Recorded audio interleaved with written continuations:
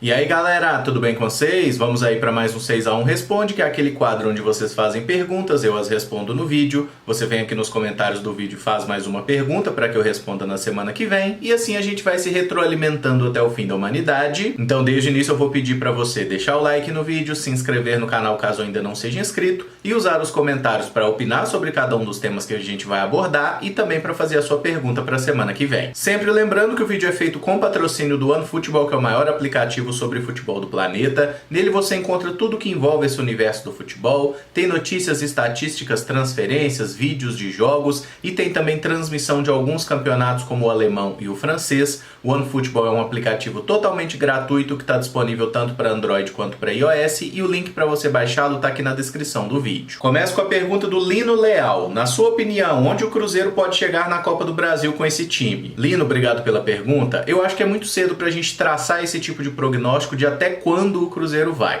Uma coisa é fato, nós não somos favoritos ao título, mas temos que tentar caminhar o máximo possível, até pela grana que a Copa do Brasil oferece a cada fase que você passa. Complicado é que eu tô fazendo esse vídeo pouco depois do Cruzeiro perder em casa para Caldense por 1-0 no Campeonato Mineiro. Então quando a gente olha para esse cenário, um resultado tão frustrante como foi esse numa atuação tão ruim, não dá pra gente falar assim, não, o Cruzeiro dá pra pegar umas oitavas de final, uma quarta de final. Pelo chaveamento que foi sorteado, na primeira fase a gente pega o São Raimundo de Roraima. Se passar, a gente enfrenta o vencedor de Real Brasília e América de Natal. E o que eu posso dizer é que, considerando esses adversários, o Cruzeiro tem a obrigação de passar dessas duas primeiras fases, tá? O jogo contra o São Raimundo não vai ser fácil, a gente viu na temporada passada que o Cruzeiro teve muita dificuldade para conseguir passar desse mesmo adversário por causa do regulamento, né? A gente empatou em 2-2 e na primeira rodada, empatando, o Cruzeiro já consegue se classificar. É o que a gente espera que aconteça na próxima quinta-feira. E se a gente passar do São Raimundo, seja Real Brasília, seja América de Natal, são times um pouco mais conhecidos, digamos assim, né? Mas são times que vão oferecer dificuldade, mas que o Cruzeiro tem que passar. E aí tem uma mudança no regulamento. A gente joga fora de casa, mas não tem a vantagem do empate. Se empatar, vai para pênaltis, quem ganhar segue adiante. O Cruzeiro, como é o maior campeão da Copa do Brasil, e eu acho que grande parte da torcida do Cruzeiro ainda não assimilou muito bem como a gente caiu de nível nessas últimas temporadas,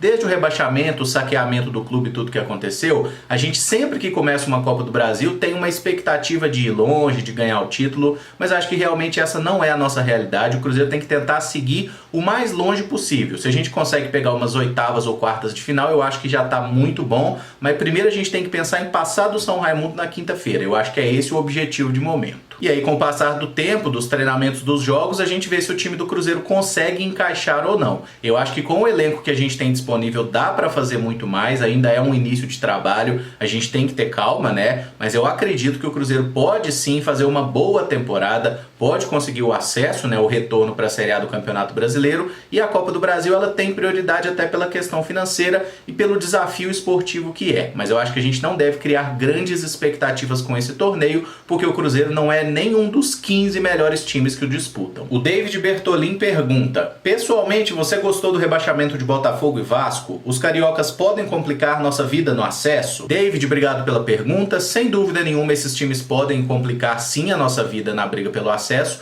mas com relação à queda deles, eu particularmente não torci nem para que caíssem, nem para que não caíssem. No caso do Botafogo, já estava muito claro que ia cair desde o primeiro turno, né? O time entrou numa espiral da desgraça ali, que perdia todos os jogos, era uma coisa absurda, então não tinha muito o que fazer realmente. A situação do Botafogo ficou ali, não tinha salvação, né? E com relação ao Vasco, eu achei que não cairia, acho que cheguei a falar sobre isso aqui no canal, inclusive. Achei que o Vasco iria se salvar, mas o Vasco conseguiu, lembrando um pouco o Cruzeiro de 2019, né, mostrar uma incompetência tão grande na reta final em confrontos diretos dentro de casa, que não ganhou nenhum, não ganhou do Curitiba, não ganhou do Bahia, enfim, não ganhou de diversos times que estavam naquela briga ali dentro de São Januário e por isso caiu. A queda do Vasco lembrou bastante a queda do Cruzeiro nesse sentido. Eu não tenho particularmente nada contra esses dois clubes, nunca tive nada contra o Botafogo. Contra o Vasco eu tinha muito bode da figura do Eurico Miranda, mas desde que o Eurico Miranda morreu eu não tenho nada contra o Vasco em si, mas acho que a gente não deve ficar pensando aqui em Botafogo e Vasco como times que certamente vão ocupar duas vagas,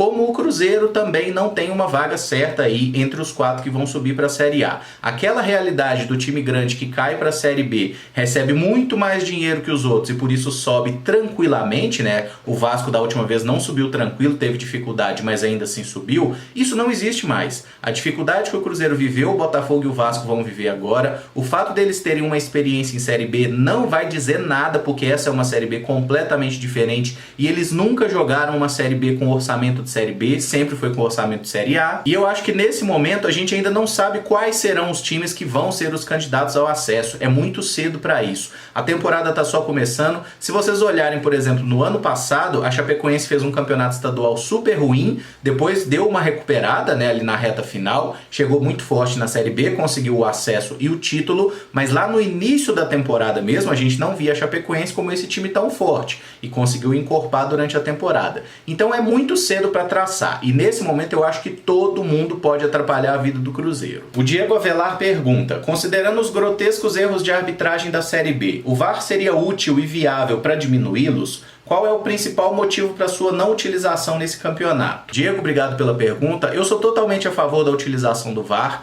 Concordo que o VAR erra demais aqui no Brasil. O pessoal é muito incompetente, o pessoal não sabe traçar uma linha, os árbitros erram coisas assim inacreditáveis, tem muito revisionismo, o pessoal lá da cabine tá toda hora querendo interferir no jogo. O VAR no Brasil é um saco, mas é melhor ter o VAR do que não ter nada, porque a gente viu alguns erros nessa Série B realmente grotescos, como você citou, e a grande maioria deles foi contra o Cruzeiro, né? Mas a galera só fala de um ou outro que foi a favor. E por que o VAR não é utilizado na Série B até agora? É basicamente por uma questão financeira. A CBF não quer pagar pela utilização da ferramenta e os clubes não têm condição financeira de pagar. A grande verdade é essa. Os clubes não têm dinheiro para isso. Na minha opinião, é obrigação da CBF colocar o VAR disponível, pelo menos nas primeiras divisões nacionais. Na Série A a gente já tem, eu acho que deveria ter na Série B e na Série C também, porque tem muito time tradicional, tem muito time de camisa jogando por lá e a gente viu recentemente, né, acho que foi em 2019, uma Série B ser decidida no apito em erro de arbitragem mesmo. Acho que foi até o Paysandu que foi prejudicado e o Náutico que conseguiu subir, teve um rolo assim,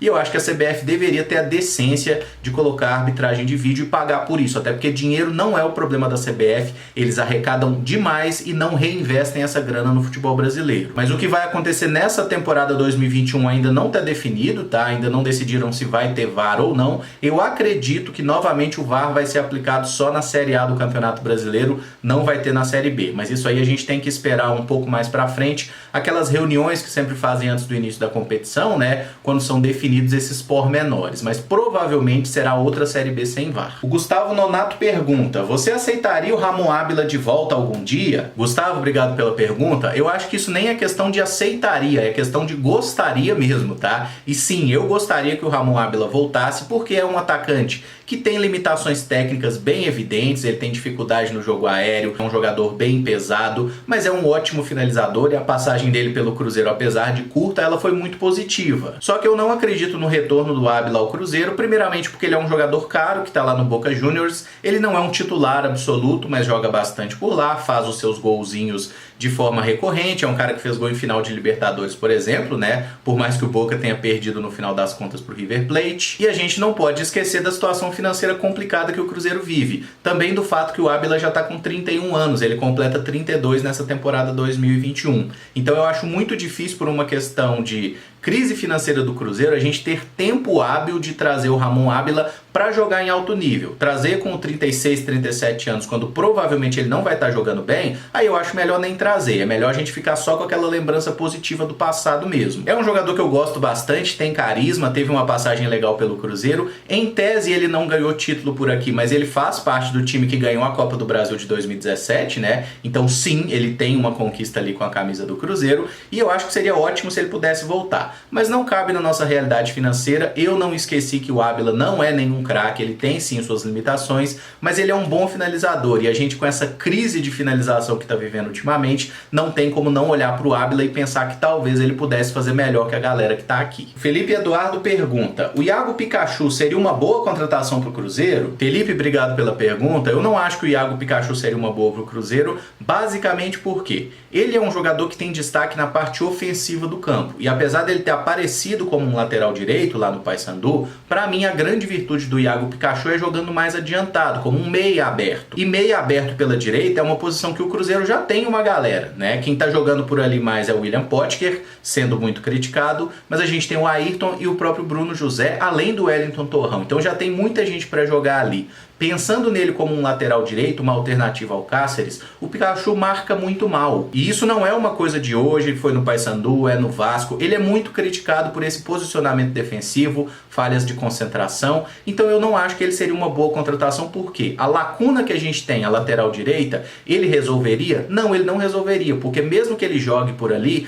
vai oferecer problemas. Ele tem virtudes ofensivas e muitos problemas defensivos. E a gente sabe que um lateral que não sabe marcar, a gente não pode chamar que ele é um bom lateral, porque essa é uma posição de defesa. É o mais básico para qualquer lateral, é ter uma noção defensiva, e a do Iago Pikachu não é das melhores. A gente não pode esquecer que o Iago não é um jogador barato, ele já teve algumas valorizações no Vasco, então certamente o salário dele seria alto. Acho que tirá-lo do Vasco não seria tão difícil, porque parece que o ciclo dele em São Januário meio que já terminou, né? Ele já não tá na melhor das fases, é um jogador que tá aí para completar 29 anos e tem lenha para queimar. Eu não acho que ele seja um jogador ruim, mas eu pensaria nele para jogar aberto pela meia direita, posição que a gente já tem muita gente, então não precisa contratar. E para lateral que a gente precisa, eu não acho que ele seja o nome certo para resolver. Então eu não contrataria o Iago Pikachu. O Lucas Guilherme pergunta: como você consegue manter a fé no Cruzeiro? Como ainda tem esperança nesse time? Você acha que num futuro próximo seremos campeões de alguma coisa? Lucas, obrigado pela pergunta. Eu acho que a partir do momento que a gente perder a fé e a esperança que o Cruzeiro possa melhorar, na minha opinião é porque a gente já morreu por dentro, tá? Então a partir do momento que você torce por um time, você tem que acreditar que ele vai melhorar. Você pode apontar os erros, você pode criticar, mas sempre você tem que ter em mente que existe uma esperança de que as coisas melhorem. Se não, irmão, você tá vivendo pra quê? Agora, com relação a ser campeão nas próximas temporadas, é uma coisa que eu não tô pensando, tá? Eu realmente acho que o momento é do Cruzeiro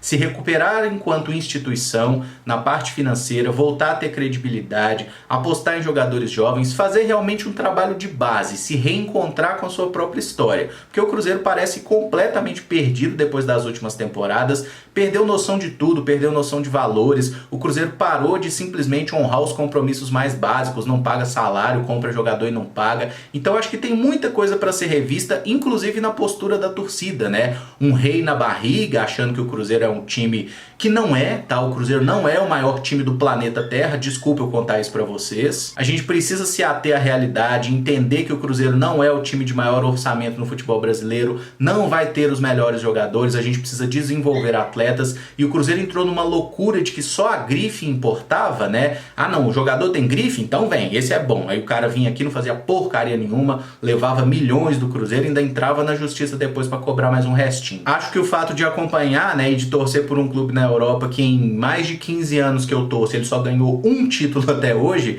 me faz ser um pouco desapegado dessa questão da conquista. Eu acho que tem outras coisas que o Cruzeiro precisa trabalhar e se resolver antes de voltar a erguer troféus. É claro que a gente quer ganhar, se fosse possível ganhar uma Copa do Brasil, ganhar a própria Série B eu acho que é importante, ganhar o Campeonato Mineiro não vale porcaria nenhuma, mas vale pela rivalidade, então é sempre bom ganhar, mas eu não acho que essa possa ser uma coisa pra gente traçar como objetivo, como expectativa do momento. O Cruzeiro precisa voltar para a elite do futebol brasileiro e sobreviver e pagando suas dívidas, melhorando financeiramente, e essa tem que ser a nossa realidade, eu diria que pelo menos para 5, 10 anos aí, tá? Pensar em ganhar o Campeonato Brasileiro, em ganhar a Libertadores, em ganhar a Copa do Brasil é uma coisa muito pra frente, e eu sei que eu não sou otimista, mas eu acho que a gente não deve ser otimista no momento que a gente tá no buraco. E por fim, o Caio Campos pergunta: se você fosse um jogador em ótima fase no início de carreira e recebesse uma proposta para ir para a China para receber um ótimo salário, você aceitaria ou preferia ficar no Brasil e esperar uma proposta da Europa? Lembrando que a maioria dos jogadores que vão para a China perdem a qualidade do futebol. Caio, obrigado pela pergunta. Essa é uma questão complexa da gente responder, porque